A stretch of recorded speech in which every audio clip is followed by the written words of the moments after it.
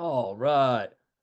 Welcome everyone to this second session of our foundation series from National Political Education Committee and with our NPC members.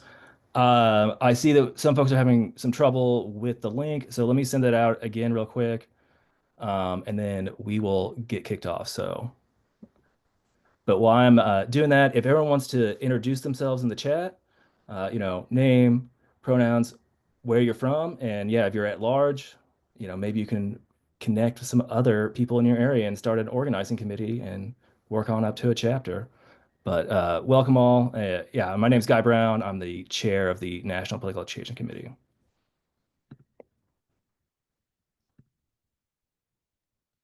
Hey, comrades. Thank you all for joining. It's great to see over 100 of you on a Wednesday evening here to talk about and yeah, to just talk about what is the working class? Like what are we talking about as socialists, like in general, like why the working class? There are a lot of questions that we're going to talk through.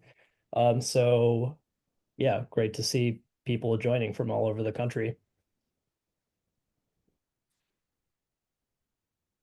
My name is Ashik Sadiq. I am one of the national co-chairs of Democratic Socialists of America. So the working class is pretty important to us. And yeah, there's a lot we're trying to do to restructure the entire economy and political system that we live in the United States and around the world. So it's pretty important to get some basic terms down about how we do that.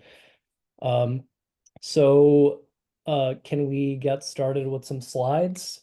I'm going to be talking at you for a while, but we want to have some time for discussion questions at the end as well. So feel free to chime in the chat as we go along, and also use the Q&A box if there are things that you want to specifically ask. We can get to those by the end. But first, we'll be going through a little bit of a presentation about what the working class is and why it is central to our theory of change. Yes, let me get that pulled up. So the basic format, I'll be talking for about half an hour, maybe 40 minutes. Um, so uh, don't want to skip ahead to the end. Spoiler, Oh, democracy is different. So some basic definitions we'll be walking through just as an outline of what we're doing. We'll be talking about what the classes are according to a Marxist definition, what are different class interests, some ways that can complicate that definition a little bit, like what about the middle class? As Americans, we hear a lot about the middle class. And there are various other new vocabulary that have come up in the past few decades, like the precariat, the professional managerial class. There are different ways of thinking about it. But by the end of this, we really want to get to like, what is a class analysis good for? And especially, for those of us who are maybe newer to socialism or still figuring it out, like how do we talk to our non-socialist friends and family? What would they have to say about all of this, and how should I respond? So next slide. So that's just a basic outline. Some of you might have seen the movie 9 to 5, which is one of the rare great class-conscious comedies of the past few decades. There are many other examples, but we particularly like this in DSA. But yeah, so we'll be talking about some basic definitions. We'll be talking about the concept of class interests, and especially conflicting class interests, and what that means for why we can't just make some nice technical fixes in our government and just expect things to go well. There are real different interests between capitalists and the working class. And then yeah, I'll complicate the picture a little bit and talk about concepts like the middle class, like different class positions like small business owners, etc. And then why we should do class analysis, and how it's something we need to keep talking about as we figure out how to organize in the highest concentration of capital the world has ever seen here in the United States. And then we'll also be talking about some common counter arguments that you might hear against the socialist definitions of class that you've probably already heard, through a lifetime of existing in the United States. Like I know I've heard plenty of different things from people in my life. So next slide. And hopefully by the end of this, we'll have some better answers, or at least common definitions about why socialists see the working class as the central agent for social change, and who exactly belongs to the working class. We'll have some better ideas, hopefully, about can workers still change the world today, and especially what is the relationship between workplace and electoral struggle. There are different ways that we organize in DSA. Well, I'll just try to keep it focused on this specific definition, but they're through, like, if you're not already a DSA member, hopefully you join. If you are a DSA member, maybe you've already participated in meetings, but we're really trying to do a lot of work in our organization in DSA. We're the largest socialist organization in the United States in many decades, and we have a huge historical task ahead of us. So yeah, we've got to figure out how to organize the working class after it's been very intentionally disorganized for a long time in this country. So just to start off, what is class? Um, Next slide. There are a few things that we wanted to start off with. There are a lot of ways that you might have heard class discussed, like working class, kind of like as an identity signifier. Like there are a lot of, cultural things that are talked about. Like we have this, all sorts of culture wars that have been, used to polarize people for, my entire lifetime in the U.S. Like Republicans versus Democrats. Like there are different signifiers that they use about which, people they're trying to identify with. But it's important to establish that when socialists talk about class, we're not particularly focused on, things like how much money people make, people's level of education, or, the color of your collar. Like you might have heard white collar, blue collar, pink collar, like for care work, green collar for, environmentally focused jobs. There are all sorts of ways of talking about that. But they have different implications that can be important, especially when we figure out how to organize. There are a lot of things like if your work involves heavy lifting, like in a factory, or if you sit in front of a computer with an email job, like all of those are important things for your life situation, for your lived experience that shape your politics. But according to a socialist analysis, those are not like the primary distinctions that we divide people into classes based on those factors alone. As socialists, we divide people into classes based on their relationship to the means of production, which is a term we'll be talking about more in just a second. But based on this, the classic Marxist account is that there are basically two classes. There's the capitalist class and the working class. So the capitalist class makes their living mostly through dividends, through rents, through things that come from owning the means of production, like large corporations. The CEO is just classically a capitalist. People who own a lot of property, they're classically capitalist because they own those means of productions and they're living out on the dividends from owning those things. So if you make your living from dividends of stuff you own, you're a capitalist. The rest of us, most of us don't own corporations or, a ton of property. And thus to make a living, we have to sell our labor to a capitalist for a wage. So if you make your income from owning capital, you're a capitalist. If you make your income from selling your labor, you're a worker. Now, there are things to complicate that definition that we'll get to in a few minutes, but mostly these are basic distinctions. Now, there are some people who are able to get a lot of money for their labor, and some people make barely enough money to make ends meet. But according to a Marxist definition, uh, basically it doesn't matter how much you get paid per se, but if you get your income from selling your labor, you're part of the you're part of the working class, what Marx called the proletariat. And I say mainly here because there are some people who earn money both from owning stuff and from selling their labor. And it's, yeah, so there are questions to follow from that. It's reasonable to think of what your main source of income is. And I'll say more about that when we talk about the middle class. Next slide. So this is an important quote from Marx talking about classes through history. So I'll just read it out loud. Marx and Engels wrote, what, 2 centuries ago at this point? The history of all hitherto existing society is the history of class struggles. Now, in the earlier epochs of history, we find almost everywhere a complicated arrangement of society into various orders, a manifold gradation of social rank.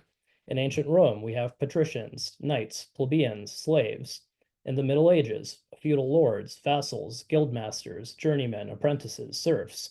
In our epoch, he was talking in the 19th century, but still, the epoch of the bourgeoisie possesses, however, this distinct feature. It has simplified class antagonisms. Society as a whole is more and more splitting up into two great hostile camps, into two great classes directly facing each other, the bourgeoisie and the proletariat. So that's from the Communist Manifesto, somewhat abridged, but that is the basic part of the Marxist analysis. So we'll have a little timeline here. I think you can, yeah. So just clicking through, it's interesting to reflect a little bit on how the class conflict has changed throughout society, throughout history, and especially to see how class relations in capitalism are different than in previous systems. Like Marx mentions feudalism in ancient Rome, which is even before the classic definition of feudalism. Um, but basically, so in a primitive slave system, the class system is withheld by just brute force. So the owner keeps the slaves locked in and owns them, their tools, the land they work on. So the mechanism that keeps up the rule is just brute force. And in some ways, that slave system continued into the beginning of industrialism, the beginning of modern capitalism. Like the U.S. was a slave society at the time that Marx was defining the modern capitalist definition. So there's overlap. It's not just like one thing went neatly from one to the next, but there was a slave system, and then in a feudal system, things were somewhat different because the serfs owned their tools in large part. They owned some parts of their means of production, but at the end of the day, the feudal lord had their hands on all of their surplus in exchange for letting them live on the land, and again, using the threat of force in case they ever got too uppity and wanted a bigger share of what they were producing. So even though the serfs might own their tools or whatever, they pretty much were tied to the land and just had to hand over their surplus to the feudal lord. So that system still relied very much on direct violence and coercion. So capitalism, on the other hand, isn't necessarily based primarily on violence, um, although there are a lot of ways we could get into the ways that it is. But in modern capitalism, since Marx defined it, class power is really based mainly on how capitalists, who in many cases were the former feudal lords or descended directly from them, the capitalists own the means of production. So they own the factories. Workers don't have the land. They have to buy food and housing on the market, which they still need to sell their labor for. So in this system, capitalists don't have to worry so much about like workers running away or whatever because they know the workers need to take a job from the capitalists. Like there's a dependence that can seem voluntary. Um, so there's a huge disclaimer again here. Just because I said it's not mainly based on violence, doesn't mean it can't be very violent. And there there are many examples we could give just from I mean into the present day. But one example for this is the violence that the labor movement has faced and very much still faces, which makes it clear that whenever workers collectively decide to opt out from working for capitalists, the violence in the system can come out. If any of you saw the movie Monty Python and the Holy Grail, there's like a fun scene about some feudal serfs talking about the violence inherent in the system.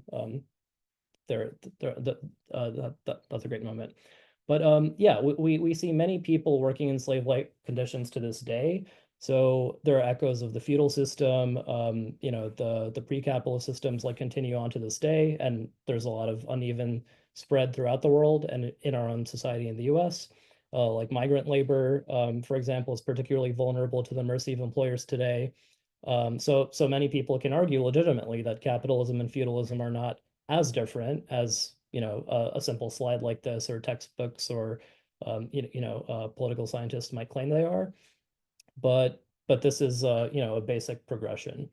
So finally, and just as a brief tangent, something I won't dwell on for too long is that there are interesting left economists today claiming that we're heading towards some sort of neo-feudalism, where workers are once again having to start to own their own tools. An example is like Uber or Lyft drivers, like rideshare drivers who have to own their cars themselves, um, but still are beholden to giving their surplus value to the owners who are the CEOs of Uber and Lyft, because they're the ones standing in between them and the customers.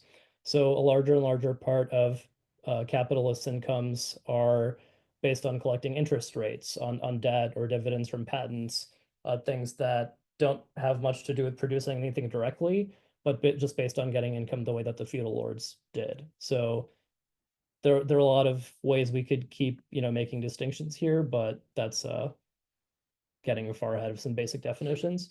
So next slide. So Marx's theory of exploitation is something that has really helped my understanding of class and class conflict. So there's I'll just briefly introduce it. There's a lot more we could say, but basically, let's say that a capitalist employs someone to do something. Like a capitalist starts a taxi service and buys a car, an app for ride bookings, like fills the car up with gas, and then they get a customer and employs me to drive them somewhere. And the customer then pays the capitalist some money for the service. It's useful then and interesting to understand class society when we look at what happens with the money that the customer pays to the capitalist. So first you have the costs of the means of production, the raw materials. Then the capitalist has to pay me a certain wage because otherwise I wouldn't have shown up to work in the first place. And then what's left is the surplus value, which is how the capitalist makes their money. So that shows that if you have capital, you can invest it in raw materials and labor and then get more money, which you can then invest again and repeat the cycle of just, employing more and more workers. And as workers don't have this money to invest in the means of production themselves, they have to sell their labor to somebody else who makes it who makes away with it as a surplus of their labor.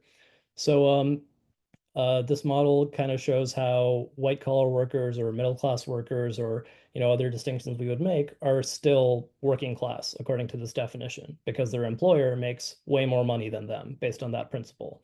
Their employer is making more money from their labor than they are paid in salary.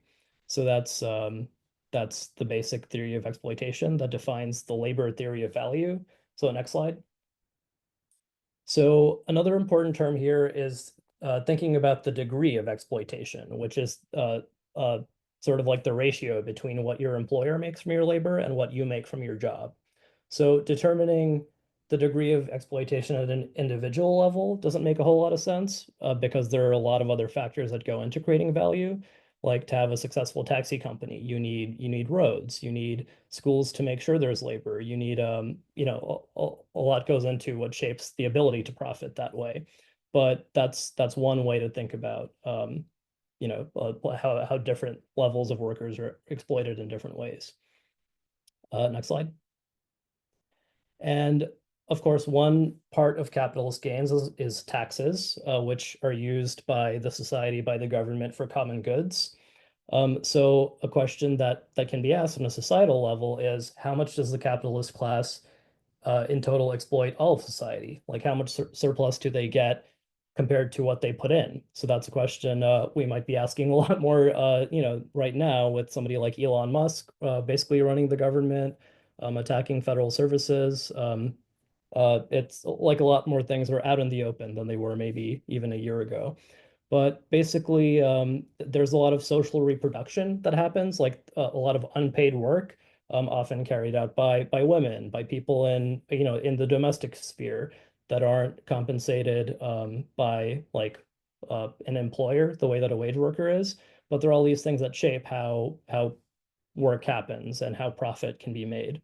And then there's an eco-socialist analysis that we could talk about with the environment, like how much destruction does the capitalist do to the climate, or nature, like what is broadly defined as nature, like how much do they spend on repairing those damages or not, and who bears the cost of that.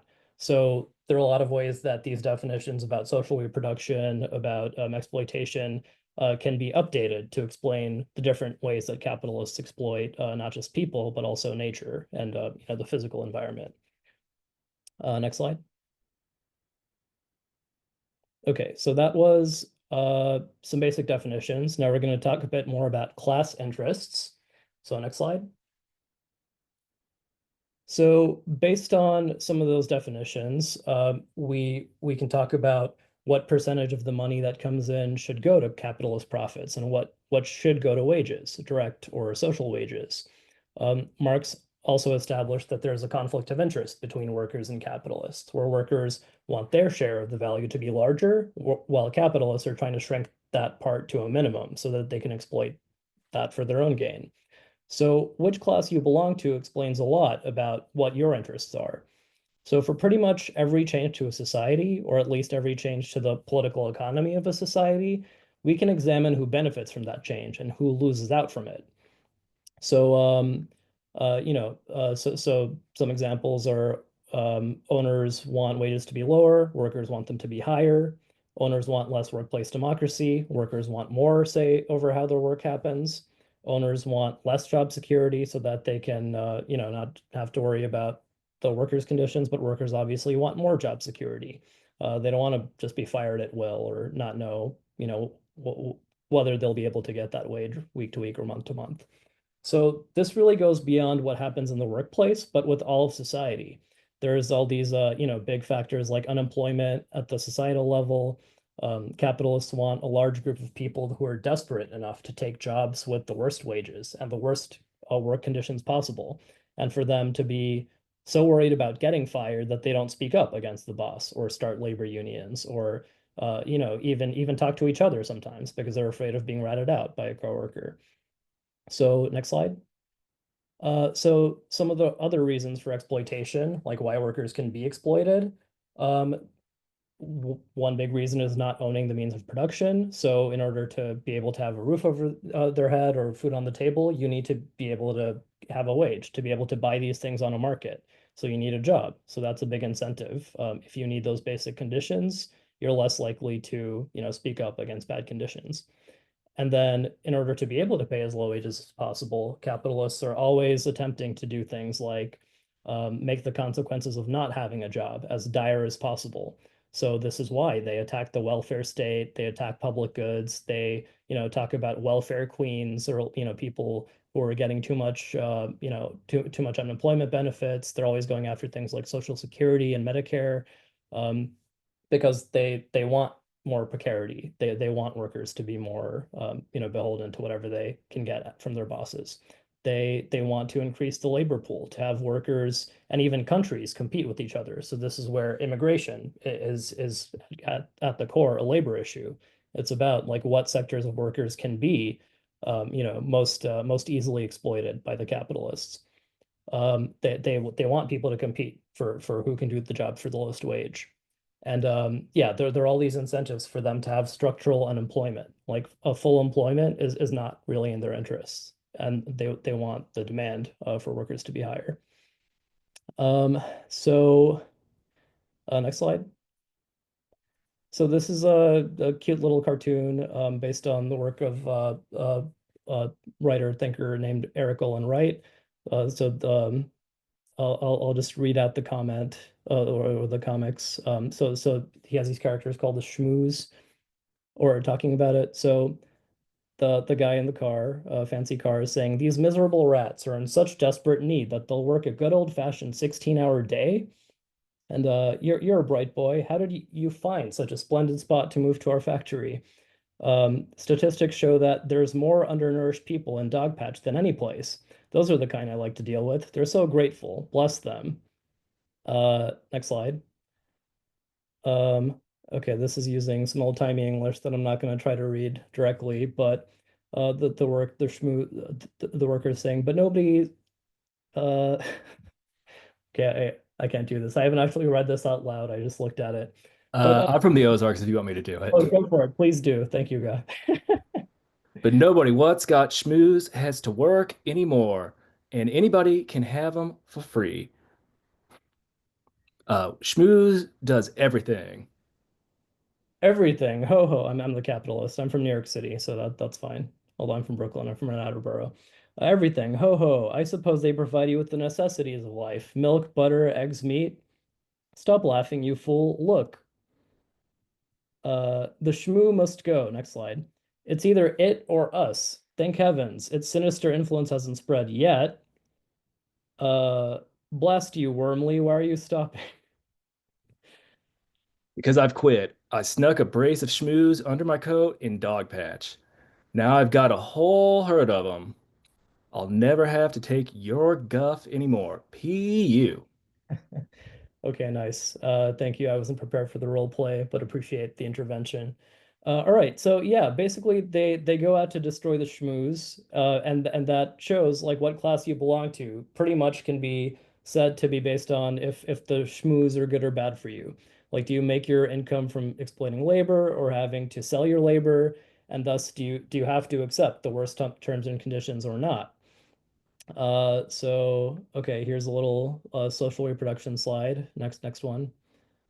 That I think this was surprisingly feminist for the time, but maybe a bit dated. But yeah, uh, we can just go to the next slide. Okay. So basically, this is a bit oversimplified. It's not totally a zero-sum game, but we can talk about why the working class has a common class interest against all the ways that the that workers are divided against each other. So there are a lot of things that have made both workers and capitalists richer over time. Like in the past century, there's been a ton of new technological innovation. All these things have, in some ways saved labor, like automation. Uh, just a lot of things are less labor intensive than they were even a few decades ago, let alone 2 centuries ago when Marx was writing. But even but this increase of wealth has been very unevenly distributed. So we can come back to that by the end of the presentation when we talk about some objections to our socialist perspective on class. But even though some like what are called middle class professions might earn way more money and they might have more education and more pleasant working conditions, their life situation still might be very different from lower segments of the working class. But just because they might have different life situations that way, it doesn't mean that they have fundamentally contradicting class interests. Just like, it's not like the middle class necessarily becomes richer when the working class becomes poorer, but there are a lot of ways that these divisions are fomented by the ruling class.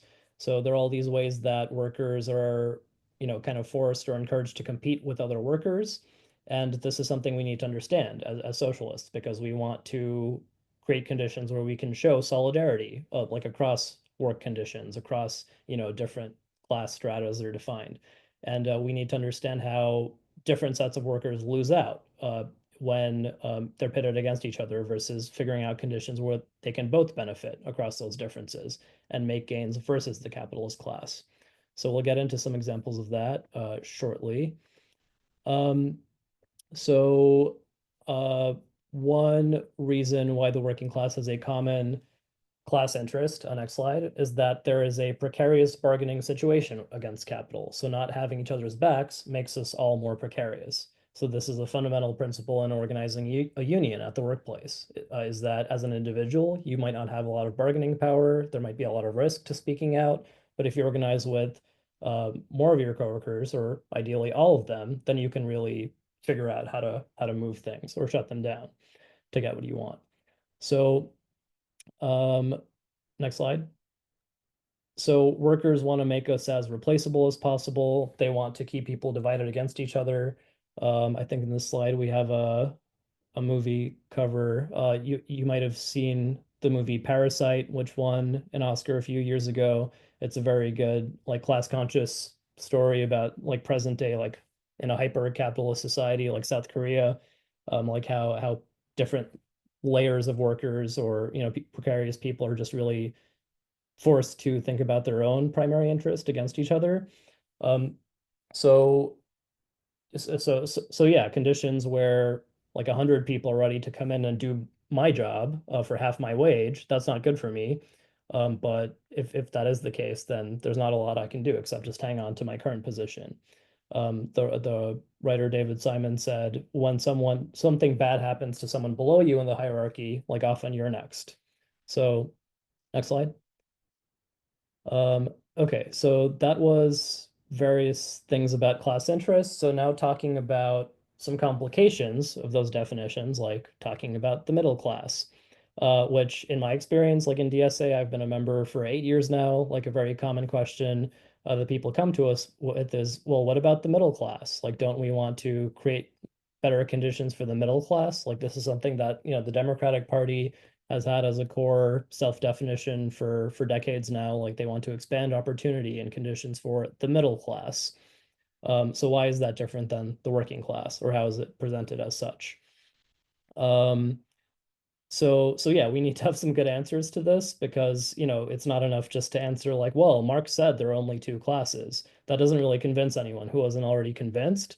Not saying that Marx was wrong, like we think he was right about many things, but we still need to work on our responses to this, like as socialists, as people who are organizing in all sorts of ways. So we need to, yeah, like understand these complications a bit. So next slide. So, some basic things like if you mainly make your income from dividends from stuff you own, you're a capitalist. If you mainly make your income from selling your labor from a wage, you belong to the working class. Marx defined that, basic antagonism between the bourgeoisie, the capitalist class, and the proletariat, the working class. And, that's a basic antagonism. But then we can go into some contradictory class positions.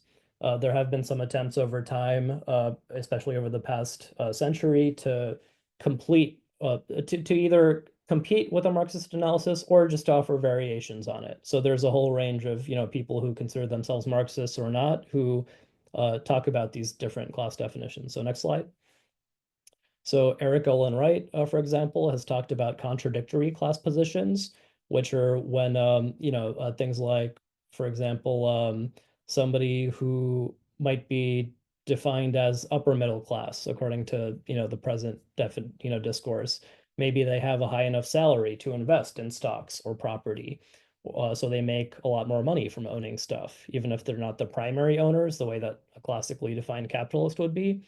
They still have an interest because they have a share in corporate profits and in property values going up.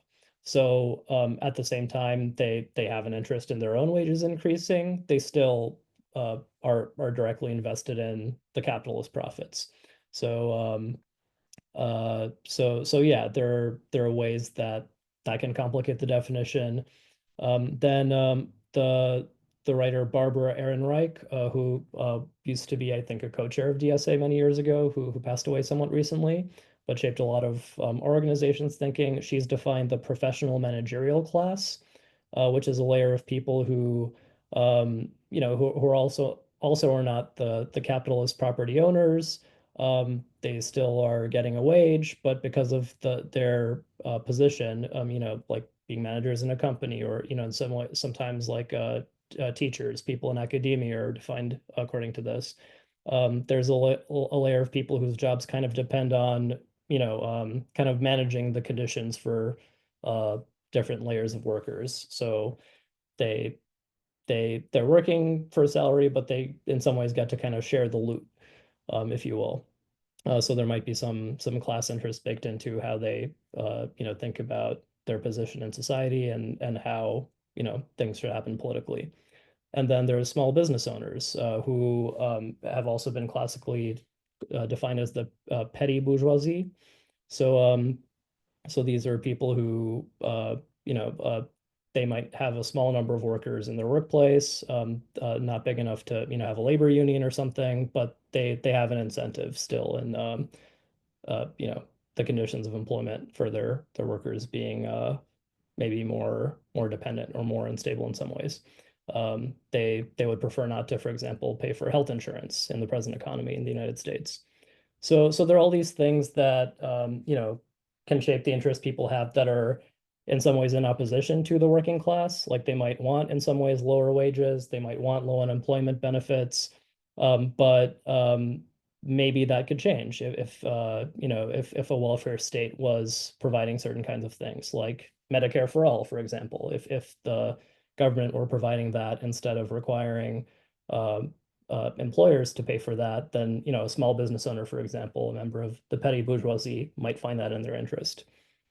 So things like public schools, if there are good public schools, then that could be good for certain kinds of employers or people who might be considered the professional managerial class.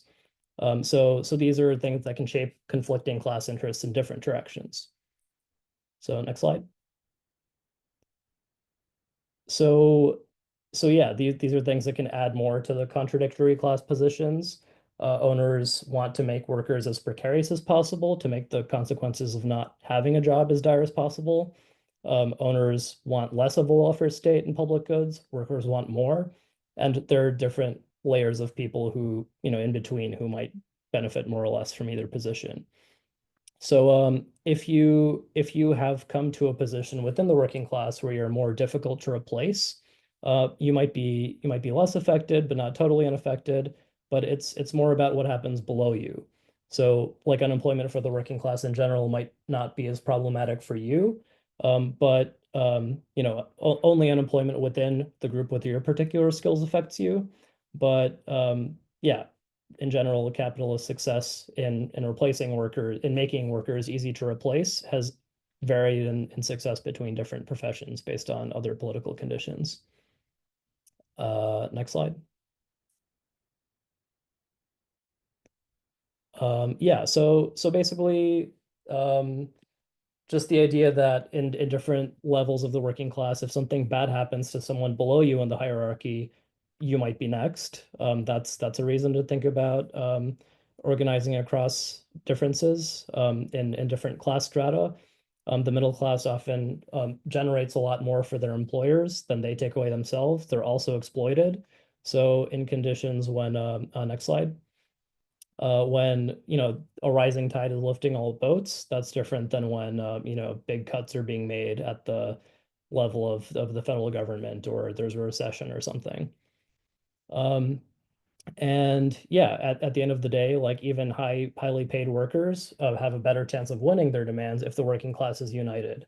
So a lot of the major labor unions that have been more assertive in the past few years, more aggressive, like thinking about the flight attendants union or United Auto Workers. These are workers that in some ways like have certain privileges. They might be more highly paid than other segments of workers, but it's really in like if they organize collectively to make big demands for their own contracts, they can also then flex way harder for bigger demands at the societal level.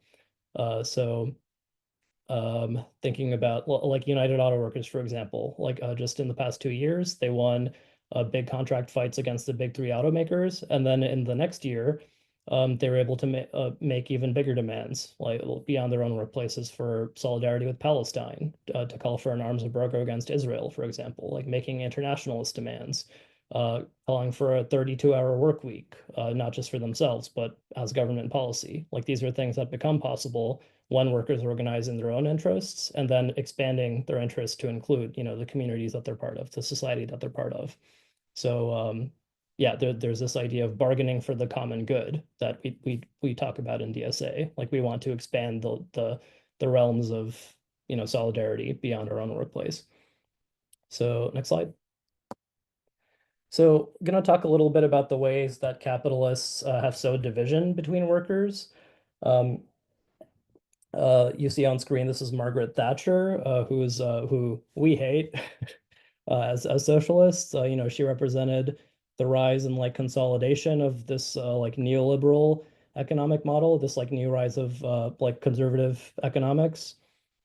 So she said that there's no such thing as this. Can you go back to the last slide? So she had this famous quote, there's no such thing as society. There are individual men and women, and there are families. And she said this throughout the 1980s as her conservative government was just slashing the social safety net, um, breaking union power, breaking strikes, like all these things to attack the basis of solidarity that had, won big things like a universal healthcare system. And it was really successful in a lot of ways. People voted for this in large numbers. Like Ronald Reagan in the United States was very popular because of the framings that they used. Like they took advantage of the ways that their opponents were not strongly enough defending and advancing the working class political power that had been built up. So these people have really done a great job in a lot of ways in convincing a lot of workers, and especially a lot of workers belonging to those upper segments of the working class, to identify themselves with the capitalists. Um, so yeah, Margaret Thatcher came to power in the UK. They immediately started to do things like selling off a lot of public housing, um, to help create a whole new group of real estate owners who would have a vested interest in keeping up property prices. Um, so there are many examples of that. You might have heard in the US the quote that Americans don't think of themselves as workers, they think of themselves as temporarily embarrassed millionaires. And that's like a kind of unique barrier to building class consciousness in the United States. So So yeah, I think I meant to have an Elon Musk image in this slide, but you can just imagine Elon Musk's horrible face. Next slide. So there are some, like popular ways of thinking about it that have shifted. Like you might remember the Occupy Wall Street movement, in 2011 that really broke out this catchphrase like "We are the 99% versus the 1% who own things." So that's a, kind of reductive way, but like uh, it's a way to just make the point that there are a lot more of the working class than there are of the capitalist class. So, people have had debates over time like, well, is it really 99%? Is it like 90% or 80%? What are the, how do we quantify according to percentages? Like who are the owners and who are the workers? Which are interesting and useful conversations in a lot of ways, but broadly, it's it's important to emphasize that there's always more of the working class than there is of the ruling class, whatever the numbers are. So next slide. So yeah, what is a class analysis good for?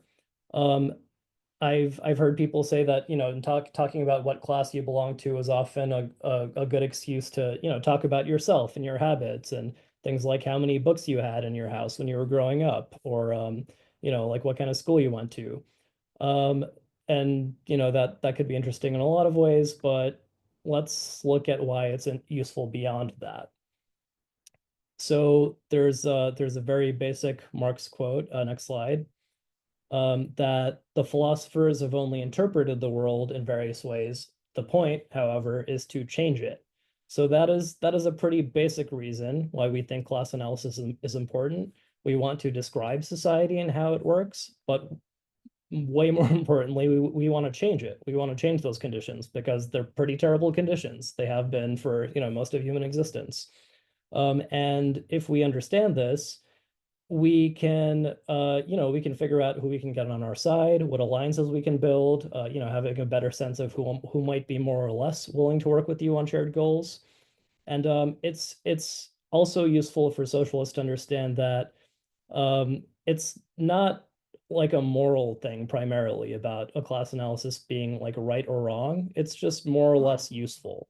Like this is basically instrumental. Like as materialists, like materialism is a term that's talked a lot about. It's like we can think things are right or wrong morally, but we need to be, if we want to change society, we need to be pretty grounded on some kind of objective sense of how things work. So as part of a theory of change for that, it's also important to think about not just being a class, but acting as a class. Like, how do we engage in class struggle to get the goods, to get what we want? Again, it's not enough just to describe things. We also have to put it into practice in how we organize the class. Um, so a lot of the questions around defining middle class or PMC, professional managerial class, like there are things that, like I personally am not exactly sure what the right answer is. Like I think you'll get different answers from different people in our own socialist organization or across the broader left, or people who think about these things. But it's important to think about, like in talking about these, it can help us be much clearer about exactly what we're trying to do. Like who are we trying to organize? How are we describing the present political reality? And as people trying to be good Marxists, we want to sharpen our understanding of what groups we could get support from, what struggles we should be supporting or engaging in directly. And that's where, yeah, asking why we're doing class analysis can help us a lot, especially with, like uh, with the rise of the internet and social media. There can be a lot of very online discourses about definitions and labels and things. But the clearer we can be about, political program, like how we're actually organizing based on class definitions, that can help us act as a class, especially across whatever differences, whether they're identity differences or differences of, the class strata that we're talking about. It can help us identify common goals and how we organize for them, and build that power across differences that can help us defeat the capitalists. So so yeah, the more we're able to do to engage in concerted efforts with growing segments of class population, the more goods we can get. So next slide. So okay, here's getting into how do we talk to people who aren't socialists, or who don't agree with the definitions about all of this, and how do we respond? So far I gave you a socialist set of perspectives on class. And if you were to just repeat a lot of what I said, I'm sure you would get pushback. I know I have myself. So it's good to talk about different kinds of perspectives we get about these definitions. So the ones I'm going to walk through are, in a lot of ways pretty reductive, so take it with a grain of salt. These are all kind of jumping off points. I also want to leave time for discussion for folks to unpack any of this. So the first set of things, which we hear a lot, especially in a second Trump administration, you're going to hear much more aggressive versions of this, as we already have been. So first, what does the conservative say in response to these definitions? Next slide. So again, I wanted to add a Donald Trump or Elon Musk picture, but you might hear things like, oh, there are no classes. They're just people paid based on their market value, based on what the market will hold. Selling labor isn't any different than selling other goods. They say things like the economy is not a zero-sum game. Workers and bosses have the same interests in a lot of ways. And the real struggle in society is between people who deserve things and people who don't deserve things. And they'll talk about pulling yourself up by your bootstraps, like these narratives of people who make class journeys, but it's all about individual initiative. People work hard and they're rewarded for it, and it's not our job to help people. They'll talk about consumerism, like the consumer perspective. So this is another big thing that we could spend a lot more time talking about, like the identification of consumers instead of workers. We have now this gig economy that's arose in the past few years where people are just really encouraged to make use of convenience. Like you can just order things through an app, and it's precarious workers who are providing those services, but it's services that are being made accessible to more people than ever. So there are all these ways of pitting people against each other based on consumption versus like work to produce value. Next slide. So what does the liberal say? Um, so you hear a lot about, oh well, there are injustices, there are structural injustices, there's systemic racism, there's all these things historically, which are unfortunate. They're terrible in a lot of ways, but class definition isn't necessarily the way to think about it. So they might talk about how there are capitalists who take advantage of the system, like maybe they call them crony capitalists or something. But the problem is not capitalism itself, not the system itself, it's corruption. Like corruption is something you hear a lot about. Um, so the corruption has to be rooted out, but the basic structure of the system, it just needs some tweaks. So poverty is something that's unfortunate, but it's not necessarily at the expense of rich people. It's just something to be tackled somehow in isolation. And thinking about like class journeys, like upward mobility, that's possible, and we should aid it. Like we can just give people a little leg up. We can give some more supports. So Kamala Harris kind of infamously talked about policies like offering some incentives to people who I can't even remember what it is. Just like very specific, like, oh, if you came from an underprivileged neighborhood with, whatever, this level of education, then you can get some extra business incentives for your small business. So, means testing is something that is talked about where people who meet certain conditions get more support from the government. So yeah, there's a lot more discourse around that. So those are, broadly in the United States, you hear about these conservative and liberal perspectives on class, and why class is not the primary thing. There are some other discourses that you might hear within the left from different perspectives. So next slide. There's what can broadly be called like a third world Marxist perspective. Um, which is the idea that just thinking about like the global South versus the global North, just like broad segments of the world having conflicting class relationships. So like the West is like where historically wealth has been concentrated because of colonialism, because of like highly unequal extraction from the global South. Now the West, like people within countries like the United States or the UK or Europe have a basically conflicting interest with people in the global South who are still facing higher levels of exploitation. So on a global level, pretty much everyone is in the West is upper class. So you might hear terms like the labor aristocracy, like workers in the United States just have different interests than workers in the global South. Um, so this is compelling in a lot of ways. Like I know I related to it a lot. My family's from Bangladesh, which is still a highly exploited country that is producing a lot of garments, for example, and still is still dealing with the consequences of unequal development. But as democratic socialists, I think there are a lot of just the idea of organizing across differences is a fundamental thing that we need to think about. Like, how do we build the solidarities to transform the system versus perpetuating existing divisions within our own society or around the world? And next slide. So social democrats versus there's a lot more we can say about defining social democracy and democratic socialism, socialism more broadly. But broadly, if we're just talking about uh, left parties that have been governing in Europe, for example, there are ways that they've talked about things like, yes, there are conflicting class interests, but with the right kind of policy tweaks, with the right policies from the government, these differences can be overcome. So people can just all work together. Um, uh, there's been a lot of writing about the paradox of the welfare state, how, yes, expansions of the welfare state and services for working class people can provide a lot of benefits, but then there are, some contradictions that can emerge. And There are limitations to the theory of power, where, at the end of the day, capitalists will only give away as little as they can get away with. So if people aren't very well organized to keep demanding more and raising expectations and continuing to engage in class struggle, there are limits of social democracy as well. Even though at this stage in the United States, plenty of people would probably feel like, well, if I just had universal health care, that'd still be a huge improvement.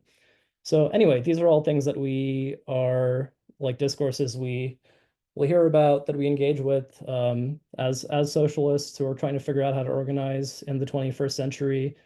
Um, so so yeah, I'll leave it at that for now. I want to leave some time for questions.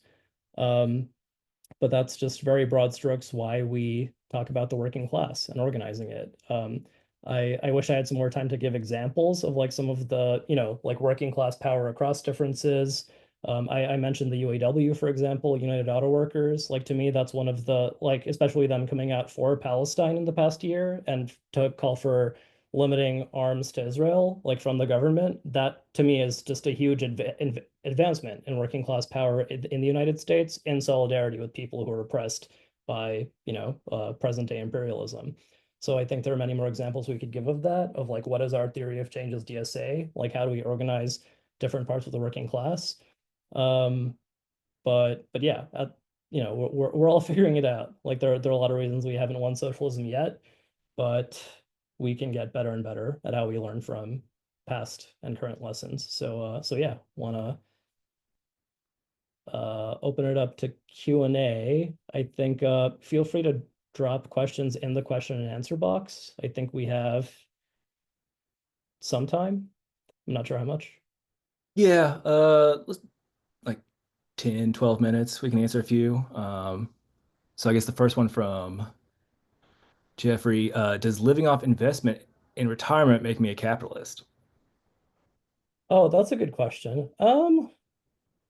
I would say no. I don't know. I mean, well, uh, that gets into questions about the welfare state and how it's been constructed in the United States.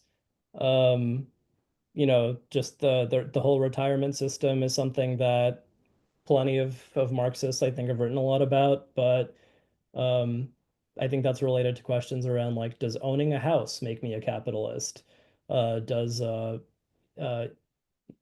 Yeah, there are a lot of ways that the United States, after World War II, just kind of like created this social contract where the expanding United States economy and like all the profits that were developed in the liberal order after World War II was distributed to a lot more people. So things like retirement benefits, and investments, encouraging home ownership instead of renting. Like all these things were made available to way more people. Um, but yeah, there are things that can complicate the definitions we're talking about here. I would say short answer, I don't think that still makes you a capitalist, but the way the economy is structured to provide shares of big capitalist corporations to more people does like, raise some questions about what it will take to defeat that capitalist power when so many people are invested in that, even if they don't own it themselves. All right. Next up from Sean, we have a question about will the slides be available to attendees? Yes, we will send out a bunch of materials and links to the slide and links to this recording and all that later. But thank you for asking. Uh, Anonymous attendee, are we abandoning the Democratic Party altogether? We will leave that up to the attendees of this summer's convention, and I'll leave it at that. Um, and then Tom, how would Marx respond to classify artificial intelligence? Ooh, that's a really good question. I've been having a lot of conversations recently, especially since Elon Musk has now become our unelected head of the government. Just the expansion of AI, artificial intelligence, has just been kind of like forced on us. Like, I feel like it was just in the past year that I saw all these AI things popping up, like in my Gmail account. Suddenly, there's this AI feature that I didn't ask for. I don't really understand how it's supposed to help me. It just kind of weirds me out to see like my Google search results when I want information just be giving these like AI filtered things that are often inaccurate or just like weirdly off somehow. I think that's a good example of something that's being expanded for the profits of people who own all these tech companies. Like all these, the more I've learned about it, the more it's just very clear that the tech capitalists who are running our economy now, who run some of the most profitable companies in world history, like Apple, like Microsoft, whatever, um, the AI is beneficial for them, or they think it is, because it does things like cut down on labor. It cuts down on uh yeah, just like all these things that are against their profits, but they don't have a clear social value. Or, if there is a social value, which I'm still not convinced personally, but there are people like in the UK, like Jeremy Corbyn, who's a socialist leader. Who was forced out of the Labour Party recently. Like he's talked a lot about like, okay, if there's going to be artificial intelligence, potentially that could be great for workers. That could save a lot of labor. Like, but if it was democratically decided how to use that, that would be way better. Like workers could decide, like, okay, here's how much my labor would be saved versus like how much I would get. But they're not the ones deciding that. It's Elon Musk and Mark Zuckerberg who are just completely antisocial people who don't seem to understand how humans really work. Um, so I think that's weird and bad. All right.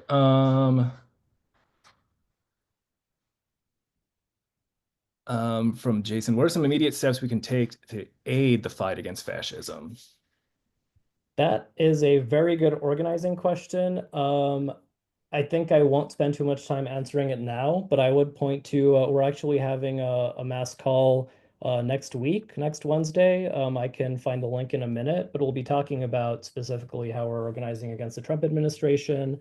DSA has been nationally supporting the Federal Unionist Network, which is a network of federal workers who are fighting back against Elon Musk and the Doge Department of Government Efficiency. Like they're trying to just slash all these federal services that millions of people depend on, that keep our society working in a lot of ways because it's profitable for them. So we're supporting those federal workers. We'll be talking about ways that DSA has been doing that and ways to plug in going forward. I would also point to our platform called Workers Deserve More. Um, the website is 2024.dsausa.org. We need to update the URL because it is now the year 2025, but it still applies. This just lays out like what DSA's present theory of change is, why, we're highly critical of the two-party system and, what change it can provide structurally. Like we want to build the alternative. We really see DSA as, in a lot of ways, like building the party that we need outside of this two-party system. We can't count on the people who got us into this mess and keep us in it to get us out. So we have to build it together. All right. Let's do two more. I saw one about a reading list. We can send that out in the materials as well because we can send out personal ones, but we also have ones from the National Political Education Committee and YDSA have several reading lists that we can include in the materials with the follow-up. But this is a good one. What do you say to people who say countries like Venezuela are socialists and because of that they are failures? Um, This is where we can get into questions about, the violence in the present system, like unequal development in the U.S. There are many examples of socialist movements in the around the world that have popular democratic support. Um, I forget the exact history of Venezuela, but Hugo Chavez in the early 2000s had widespread popular support. There are other examples like in Brazil, like the Workers' Party led by Lula had massive popular support, but then as soon as they got into power and started making major changes to redistribute wealth, to lift millions of people out of poverty, to limit the power of capitalists to keep exploiting their workforce as aggressively as they had been, then weird things start to happen. And the United States has a long history of intervention, military or otherwise, uh, in the Western Hemisphere, especially like throughout Latin America. So there's a long history of interference with left movements. So whatever people want to say about governments like Venezuela or Cuba in government, it's really hard to separate that criticism from the ways that the United States has very actively intervened and suppressed, efforts to do things openly and democratically.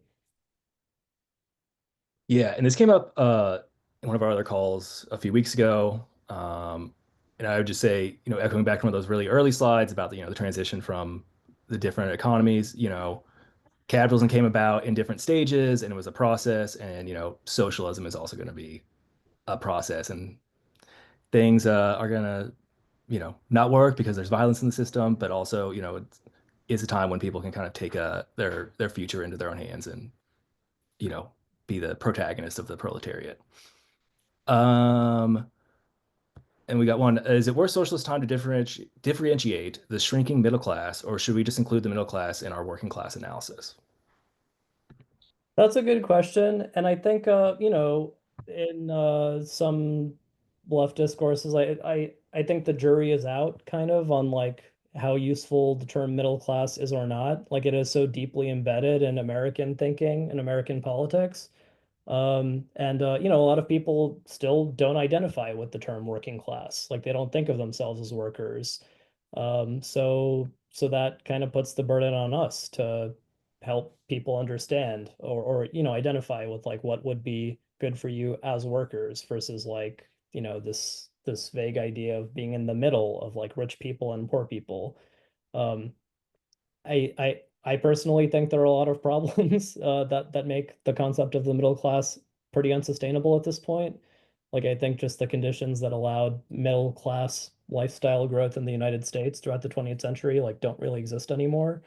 Um, yeah, so there's a lot more we could say about that, but I think more, especially in DSA, we really try to organize our campaigns and our messaging, like people who run for office, as socialists, as DSA members, we really encourage people to not keep reinforcing this idea of a middle class, but really, um, just make the working class consciousness more relatable and identifiable, and just like help people understand like your common interest is with everybody who's working for a wage, your conditions improving versus like the bosses who are extracting all this wealth.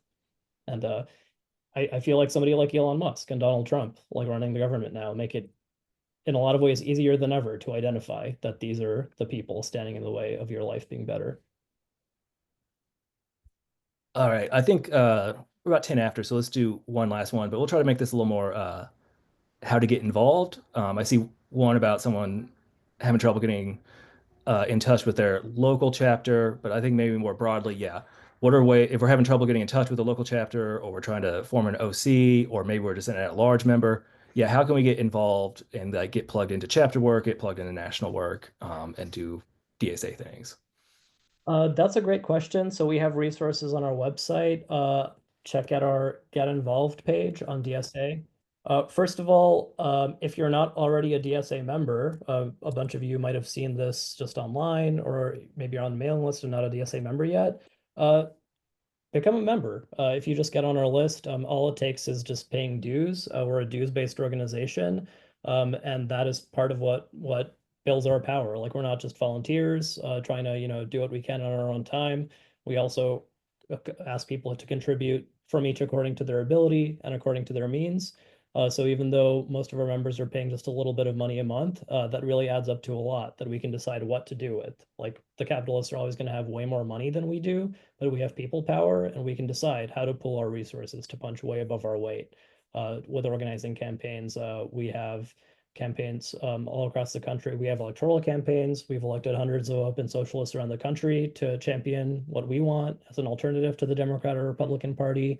We organize in labor unions to support workers to build stronger unions in the workplaces and be able to demand more. And like we think that an organized labor movement is the backbone of all the changes that we want. So I talked about the working class today, but specifically the labor movement is really core to everything that we're doing.